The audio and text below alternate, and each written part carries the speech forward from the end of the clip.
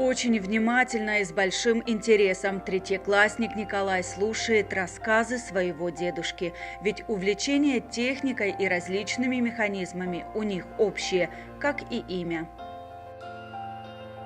Коля, это локомобиль, электростанция. Она самая первая электростанция в Якутии. Она работает на дровах и находилась в самых отдаленных территориях нашей Якутской республики. Она вырабатывает электроэнергию и подает свет в деревни, в дома. О передвижных станциях Николай Исидорович знает все. Из чего собраны и как работают автономные электростанции, как с их помощью зажигается свет даже в самых отдаленных и труднодоступных поселках республики.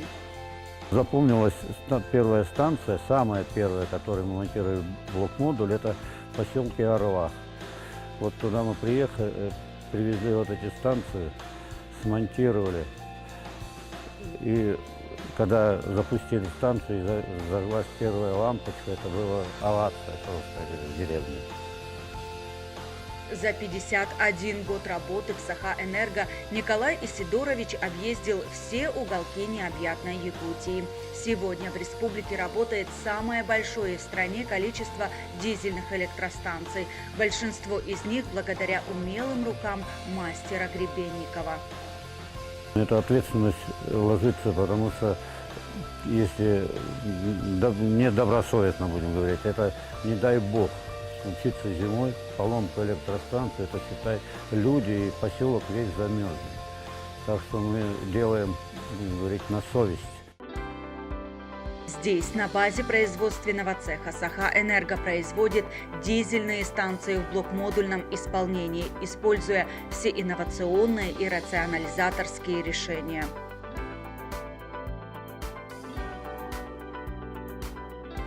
Дедушка очень много работает и ездит по разным населенным пунктам Якутии и дает свет жителям с помощью дизельных станций. У него очень ответственная работа, я горжусь дедушкой. Хочу до него довести, что энергетика – это главная часть всей моей жизни. И хочу, чтобы мой внук пошел по моим стопам, был энергетиком, еще похлеще, чем его дед. Третьеклассник Николай готовится продолжать дело деда. Так, история про дедушку, его очень важную и нужную профессию, будет пересказываться снова и снова, будет жить и дальше. Не зря же традиция передавать семейное ремесло от деда к отцу, от отца к сыну всегда вызывала уважение. Мне очень нравится ходить в музей и рассматривать старые экспонаты. Раньше, когда была война, использовали локомобили. Он работал на дровах и вырабатывал энергию.